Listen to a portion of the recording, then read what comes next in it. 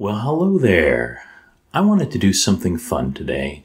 I wanted to talk about the care and feeding of dragons. Well, maybe not the dragons that you're used to. I'm talking about bearded dragons. Now, this is Fluffy. Fluffy is about 3-year-old bearded dragon. Now, my family actually has 2 bearded dragons, and I'm hoping that you'll get to see the other one in a little bit. But Fluffy is the first one that we got. And one of my daughter's, one of the mothers of my daughter's friends asked me, why? Why do you have a pet lizard? I mean, it can't give you the same comfort and affection that, say, a dog or a cat can. And I thought that was a really good thing to answer first before going forward, because she's right. A lizard will not give you the same affection that a dog or cat will. What a pet reptile gives is a certain serenity. When you own a ectotherm, like a bearded dragon or any other reptile, it is existing on a plane of existence different than us. When it is getting its warmth externally, they view movement and going about in a very different way than we do. And it's actually extremely calming. Is a bearded dragon such as Fluffy, what they are interested in is, of course, they're interested in finding food, but they're very, very interested in finding a warm place and staying there, which makes their care and maintenance very, very easy. And it's a very, I guess, again, zen-like thing to have a pet lizard, because they just kind of sit there and it's kind of adorable to watch them. Having said that, they do bond with humans, and if you take care of them and interact with them regularly, what you'll find is that they enjoy being petted or stroked, and that they look forward to interacting with you. Now, if a bearded dragon has not been cared for, it can take them a while to get used to humans. But what I wanted to put forward is, if you are thinking of getting a pet bearded dragon, a few things to think about. Now, when you go to the pet store, you should get one that is a little bit older, preferably about 3 to 6 months old. They will sell them younger than that, but I don't particularly recommend it. They're a little harder to care for, and they're just kind of fragile at that point. But when you bring them home, there are a few things that you'll need. Of course, you'll need a terrarium for them. Now, a lot of people, just from life, tend to have a 10-gallon aquarium or terrarium. I'm going to let Fluffy get down on the floor right now. Get him up in a minute. You might see him scampering in the background as he looks for things. What I want you to think about is to get a larger one. Now, if all you have right now is a 10-gallon one, that's perfectly fine. For a little lizard, that is perfectly fine. But for a full-grown lizard like Fluffy, it's too small. It's much too small. And so you'll need one that's probably closer to a 30. It's fairly large, and it's not terribly cheap. What I would tell you is that when you first start owning a lizard, there is not inconsiderable expenses to begin with, but it tapers off very quickly, where the day-to-day maintenance of them is actually quite small. So you've got yourself a terrarium. You're going to need 3 different kinds of lamps. The first kind of lamp is their basking lamp, and that's one of the things that Fluffy is looking for right now. He's looking for a good place to bask. He's also looking for potential food. And what you want is to have a basking lamp, and it was actually called that. And it's simply a warm lamp. And when you have your basking lamp on one side of the place, what you do is you make sure that the lizard has somewhere they can get close to it. So you have a series of steps, you have a little hammock, you have a little tree type thing that they can get on, and they will go up to that and they will bask. And a lot of times, let Fluffy get down again here. He wants to explore. A lot of times, when you see a picture of, say, a crocodile, and they look terrifying because their mouth is open like this, and they look very scary, they're actually just basking. They're just basking in the sun. And what it is when they've gotten warm enough, they will open their mouth to let the excessive heat out. Now, when you see a lizard who is basking regularly, that is actually a good thing. That is a happy lizard when they're up and basking. So if you see a lizard up in their basking area and their mouth is open, that is actually a very content lizard. You'll also need a lamp that gives off a certain kind of light spectrum. It's a fluorescent lamp. And without that particular kind of light, it's actually hard for the lizards to digest food. And so you definitely need that one. And about every 6 months or so, you replace the bulb. I'm actually about to replace the bulb on ours. And the final one is simply a heating lamp. Several different kinds, but those are actually the easiest ones because all it really is a ceramic bulb. It doesn't give off light. It just gives off heat. And that will radiate out heat into their environment and just help keep them nice and warm. Now, some people will put the heating underneath, and that's okay, but there can be very specific instances where the lizard will actually basically give themselves a sunburn on their belly because they're not terribly sensitive there as they should be. And so I really find it better to put the heating on top. So you've actually got 3 different bulbs that you'll be getting originally, 3 different bulb casings. You're talking about a few $100s to get started. And that's not even including the cost of the lizard itself.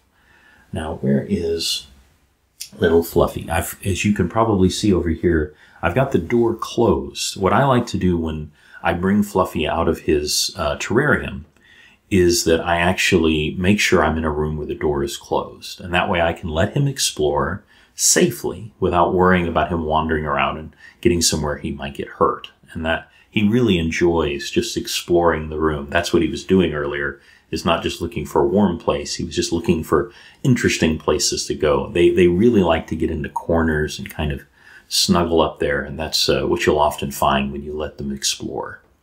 Now, let's see if I can get Fluffy. He's hiding in a corner right now. Hello, Fluff Fluff. Here we go, buddy. And the next thing that you'll need is, of course, food and water. Now, they do not need water in that the way an animal drinks water. But what I've been told by vets is that you really want just a small little thing of water. And that way, if the lizard is feeling dehydrated, they have that option to go there, especially if they're having some kind of liver problem. It really helps the lizard. And it's a very easy thing just to have a little thing of water off in the corner. The next is food. And the food is a little more complicated, but I actually find it pretty fun. The 2 different things, lizards are omnivores. I should say bearded dragons are omnivores. They eat both vegetation and they eat meat. So for the vegetation, you won't need that much to begin with because when they are little, they are just ferocious predators. And they're going to be much more interesting at tracking down things to eat than they are at eating greens. As they get older, they get lazier. And as they get lazier, they stop being as interested in getting the protein and more interested in getting the vegetation that's easy to get a hold of. And there are many different guides online that will tell you the right kind of vegetation to feed them. They're very inexpensive. My go-to is I will chop up collard greens and sweet potatoes. I'll shred the sweet potatoes, chop up the collard greens real fine, and I just put it in a little bowl, and it gives them something to eat. And again, that's how they get most of their liquid. They don't actually need to drink water. Now, the protein part, that's when things can get really complicated. There are a lot of different things that a bearded dragon could eat. They will definitely eat crickets, they'll eat mealworms, they'll eat superworms, they'll eat roaches. Some people absolutely love to feed bearded dragons a certain kind of roach, and you can look that up if you're interested. My favorite is called phoenix worms. And phoenix worms are just these tiny little worms. They're actually maggots, but don't worry, the kind of fly that they turn into can't really live in the area that you live in. So I've maybe 3 or 4 times in the whole time I've seen one actually turn into a full fly, but they're just these funny little black flies that just die after a little bit. So it's not like they're going to breed in your house. My experience has been that crickets are very noisy and they're a big pain to take care of, and you have to put calcium on them to help the health of the lizard. It's a real pain. Phoenix worms are little tiny worm-like creatures that are incredibly easy to feed to the lizard. What I do is I put a paper towel on top of their terrarium. I dump a little bit of the phoenix worm on there, and then I just simply pick them out as they squiggle out of their little dirt-like thing that they live in. They actually are shipped inside of a substance that is their food. So you don't have to do anything. You just pick them out, put them in the food dish, and the lizard will gobble them up, and you do not have to put calcium or anything else. They've already been loaded for that. And so I just find it a very convenient solution. They ship it right to you, and with the exception of once when there was an ice storm, they've always come to me alive. So that takes care of lighting, food, and water. Now I'm going to cover a few different things, but to do that, I'm going to put Fluffy, who's getting a little excitable, up, and I'm going to get out our next one, who is Jackie. Okay, let me show you Jackie. This is Jackie. He's actually slightly larger than Fluffy, and he's what's known as a fancy dragon, slightly rarer. The sides of him are just smoother. It's just a slightly rarer type, so they cost slightly more. It doesn't matter at all. Now, the other reason that I got out Jackie now is to tell you something. Now, anyone who's had a dog or a cat, you know that they all have very distinct personalities. But you might not think about a lizard having a personality, but it is absolutely true. Fluffy, who I had earlier, is very calm, very serene, very laid back, much more likely to just let you put him on his shoulder. But Jackie is not. While he's being very docile right now because he feels like it, just like any other animal, he is much more likely to be aggressive. Now, not towards humans. One of the things that I really like about bearded dragons, they don't bite. They don't scratch. Now, they can scratch you simply in the act of holding them because they do have claws, as any lizard will, but they're not aggressive towards humans. Now, if they are very, very scared, they can potentially bite and such, but we've never had a single incident of that the whole time that we've had them. And my daughter will actually hold them up to her nose to kind of like give them little boops on the nose, and they just don't bite. If they are very agitated, however, what will happen is they will actually... Oh, Fluff. Oh, Jackie. Of course, you're going to do it right now. They will actually darken their beard. This beard that they're famous for, the bearded dragon, will actually turn black. And if they're very upset, their entire lower torso, lower area will turn black. And they will do what's called a head bob. And that's where they move their head up and down rapidly, like this. That is a sign of dominance towards other lizards. They will also puff out their beard as a sign of dominance. Now, one of the neat things about that is you can actually tell your lizard's mood by looking at them. If they're exhibiting any of these behaviors, they are in a very aggressive, very upset mood. They are unhappy lizards. Conversely, if they are being submissive, they will actually hand wave. And you can actually look this up in various videos. They will slowly take one hand and move it almost like a slow motion video. in a hand-waving motion, a kind of in and out, wax on, wax off motion.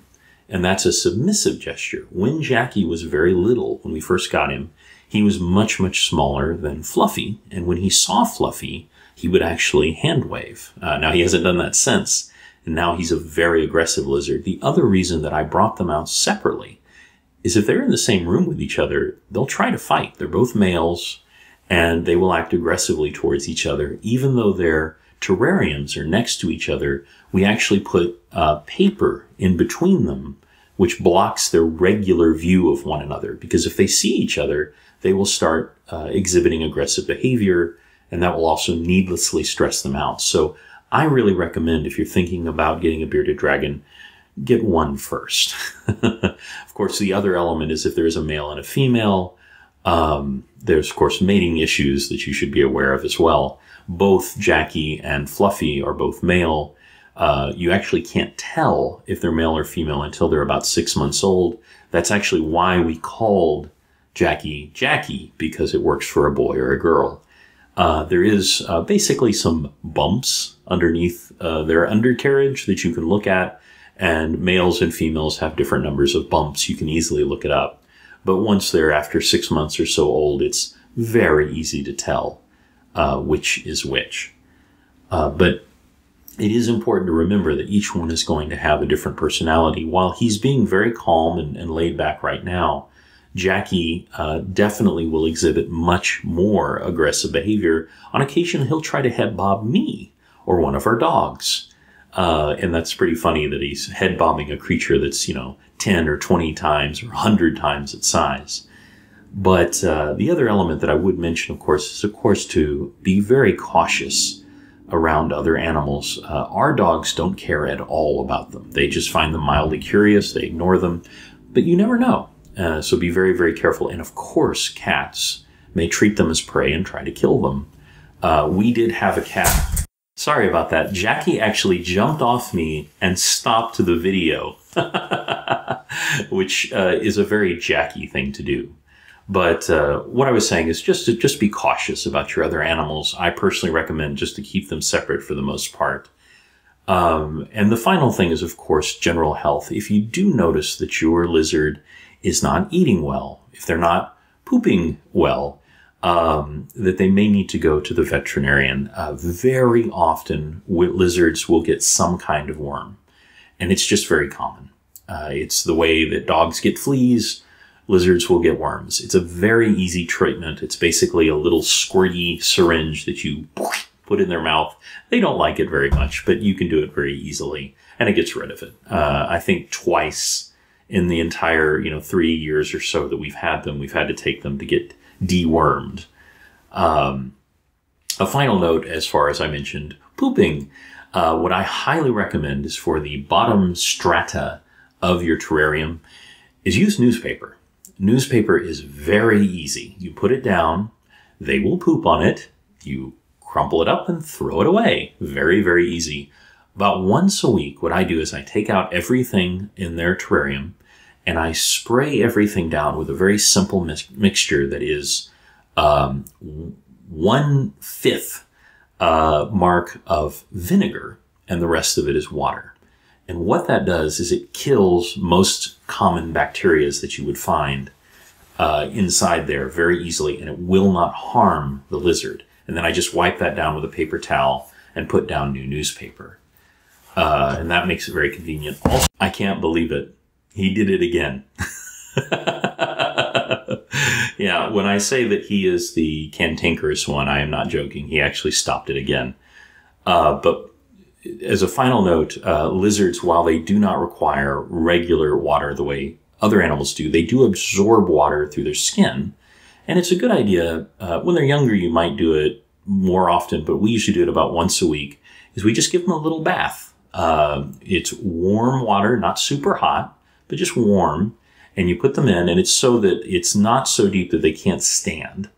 They can swim, by the way. Some of them don't really like it, and some do. But one warning, we only have to do it for like 5 or 10 minutes, and they just kind of paddle around in the bathtub.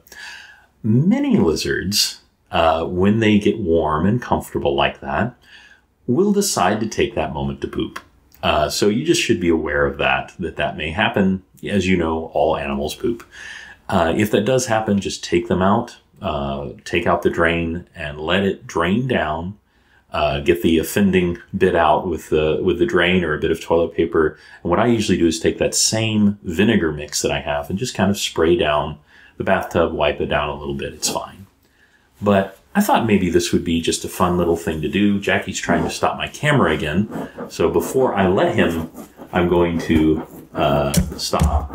And you can see a very cantankerous lizard. You have a wonderful day, and I'll talk to you soon.